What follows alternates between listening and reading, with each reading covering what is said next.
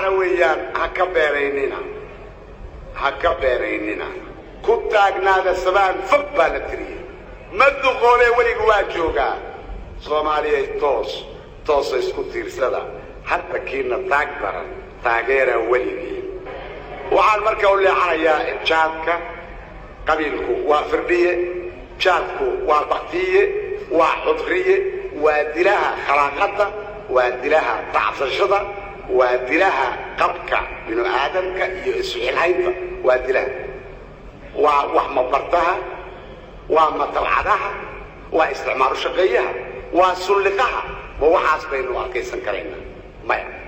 uma adkaysan karno ma yeeli karno maxamed siyaad bare sidaan hore u soo sheegnay wuxuu u janjeeray dhanka talyaaniga haddana xaqiiqdii ma ahayn kabaqaad shisheeyaha u sujuuda oo soomaalinimada ayuu aad iskula weynaa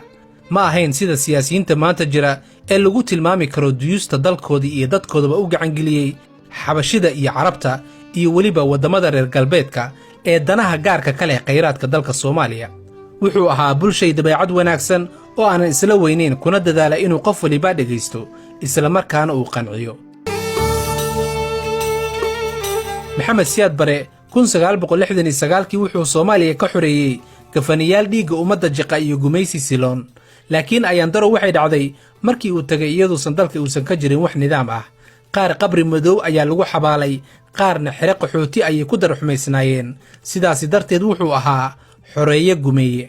mar wuxuu ahaa haliyey aragti fog leh 7 sano ee ugu horeysay maamulkiisa wuxuu howlgeliyey Soomaaliya oo dhan dalka waa uu dhisay been waa xaraam marna wuxuu ahaa wadani daacad ah oo aanan dalka khayraadkiisa boobin marnaba ma ahayn maxamed siyaad bare shakhsi sameeya sida kuwa maanta siyaasiyiinta isku sheega oo khayraadka dalka oo dhan ka iibiyey dalal shisheeye isla markaana kabaqaad u ah shisheeyaha marnaba maxamed siyaad bare shakhsiyan tuug ma ahayn intuu madaxweynaha ka ahaa dalka hal shilin kama uusan xadin intuusan xukunka qabsan wuxuu caasimadda muqdisho ku lahaa 2 guri ku yeelay xaafadda Waabari ka soo horjeedka xarunta TB-da wuxuu siiyey ururka haweenka gurigiisa labaad waa midka ku yaala xaafadda Hodon wuxuu siiyey xoogsatada waxaana laga dhisay guriga shaqaalaha oo aad maanta garanaysaan